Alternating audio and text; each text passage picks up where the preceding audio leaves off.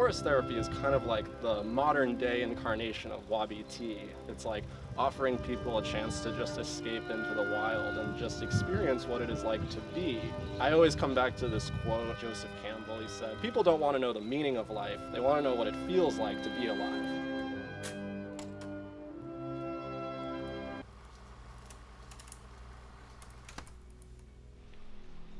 Hi, I'm Sally. I'm the creative director at the Lore Company.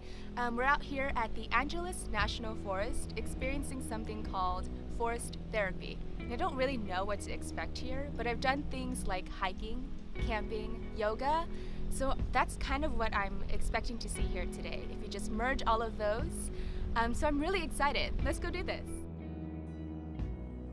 A guy named Switzer came and built this initial campground, and Switzer was motivated by this idea that people really needed to escape the fast-paced lifestyle of the urban city. My name is Ben Page. I'm a certified forest therapy guide, and I also train and mentor forest therapy guides with the Association of Nature and Forest Therapy. So Shinrin Yoku translates as forest bathing.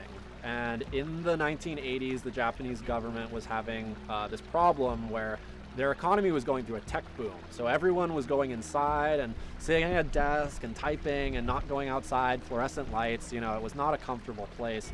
But they noticed that a lot of people were getting cancer and autoimmune disease.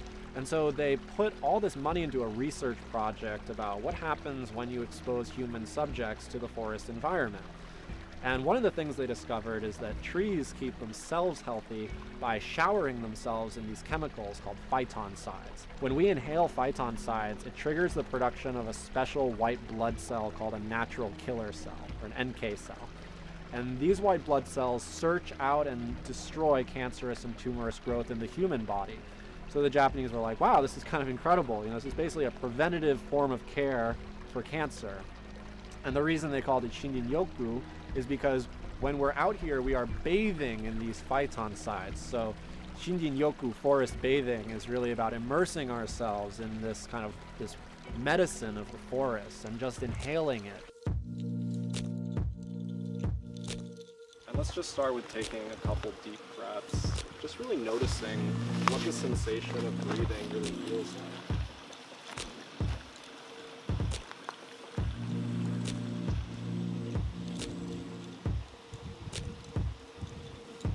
Perhaps slowly bringing the palms together and just rubbing them lightly against each other. What does it feel like when your skin touches itself? Just go ahead and acknowledge that feeling and just be with it for a moment. So our prompt for counsel is really simple. It's just, what are you noticing right now? I could not get enough of the way the breeze was tickling my arm hairs. I kept rotating my arms just to feel it, and it just never stopped. And every way that I would rotate just felt amazing. I'm really noticing the breeze. It's just so gentle, but not gentle enough that you can't feel it, and it just feels really nice. So I'm wearing shape-ups, so it kind of made me want to rock back and forth. And I noticed just all of the twigs, the rocks underneath my feet. I thought that was a great sensation.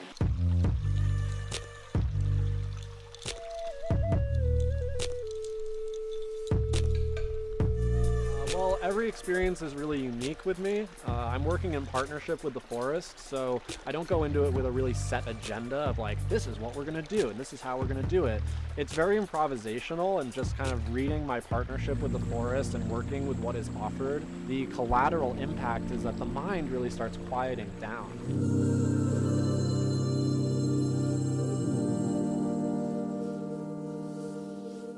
Again, the prompt is super simple. Just, what are you noticing right now?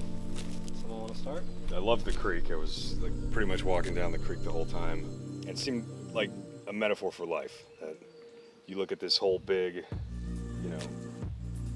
collective humanity, but when you get closer, there's all these little different paths and details. Depending on your perspective, everything's always moving, and I make a footstep and that affects either the ant under my foot or the dirt under my foot. The shape changes.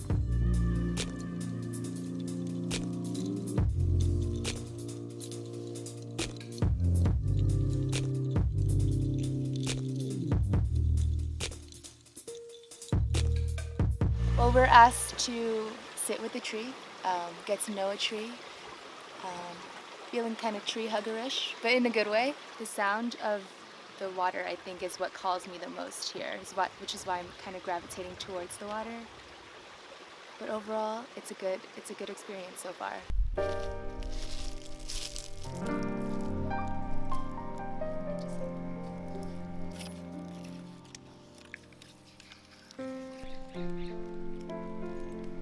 I've called this tree. This is mine. I feel we're like soulmates, you know? Our stars have crossed. Oh my gosh, even with this music now, this is it. This is how I die. I'm staying here. Just like come back for me.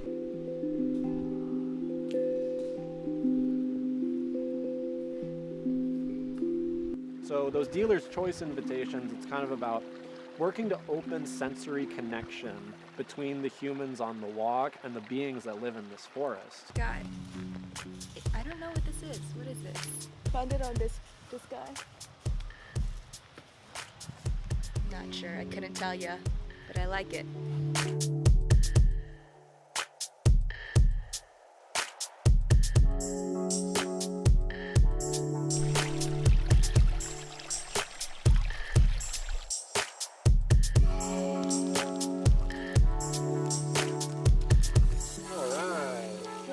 Into our circle here. So whoever has the biggest thing is going to start, and we'll just use this as our canvas here. So who has the biggest thing? I think maybe. I think you, yeah. So why don't you go first, and we'll just go around in a circle, just placing one thing in at a time.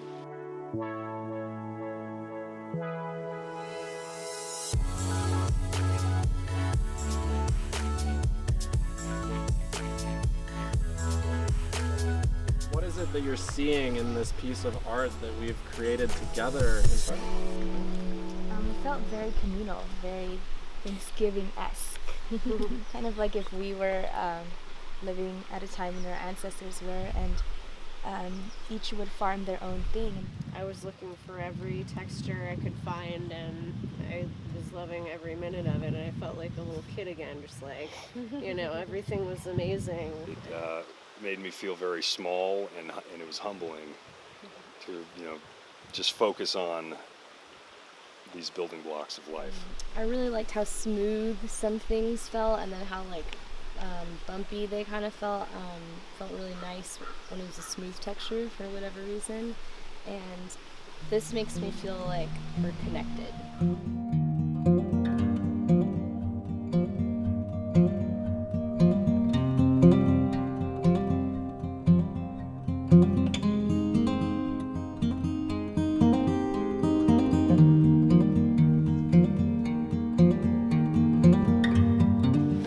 There's 6 of us and there's 7 cups, and if you've done this before, you know that it's a tradition on my walk to offer the first cup of tea to the forest.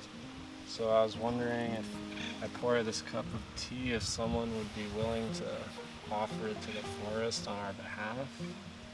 Yes. All right. Forrest, thank you for being here. You've been here long before we were, and you'll be here much longer after we're gone. And I was noticing that we're such a loud specimen on this earth. We're so loud. I could hear the birds too, and they're soft and gentle. And then the airplane was just so loud, and I was like, man, our impact on the world is so loud, and that we really need to be conscious of what we do. Everyone, I think, can get entertainment and joy out of other living beings, and I was just very thankful for these bugs that were just dancing around for my entertainment. That's basically what I looked at the whole time. I just want to say thank you all so much for coming. And I know this is really healthy for me to come out here, and I'm glad I get to share it with you guys, and you're always welcome to come. Sitting here in this moment,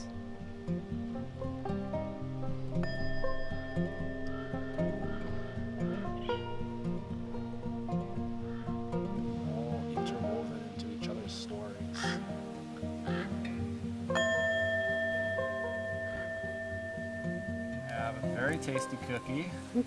Felt like I had to switch up the cookie game because you guys always get that other cookie.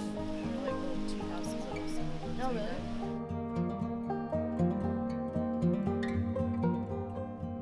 Yeah, I always love it. I always feel super relaxed, and I feel like I get clarity, like especially when I talk to the trees.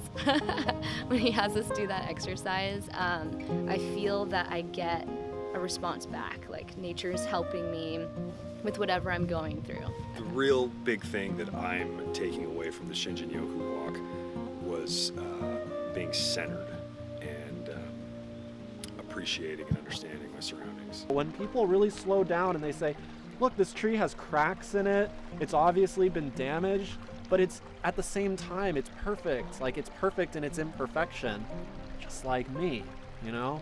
So I think people get a lot of wisdom just seeing that the forest is really real. It's kind of devoid of all the layers of artifice and judgment that we tend to have in our society around, like, just the reality of being ourselves.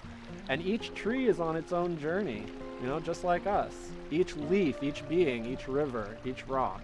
Like, the rock never achieves perfection because that's not the objective, right?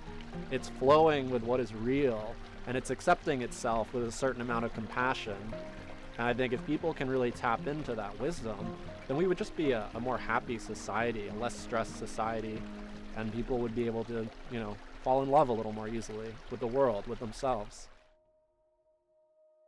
So earlier I was talking about what my expectations were going into this experience, and how I said, I think that it's going to be kind of like yoga, kind of like meditation, and kind of like hiking. And arguably it is to some extent, but I think in a grander scheme of things, when you're actually experiencing, you're actually here, you're actually present with nature, with the trees and the water, it's a whole other experience. It's kind of outer worldly, where you come out feeling, I guess, a bigger sense of who you are, bigger sense of your surroundings, a bigger sense of what your goals are, and really trying to prioritize what is important to you. If you're interested in checking out this experience, you should definitely do that on their Airbnb or their website.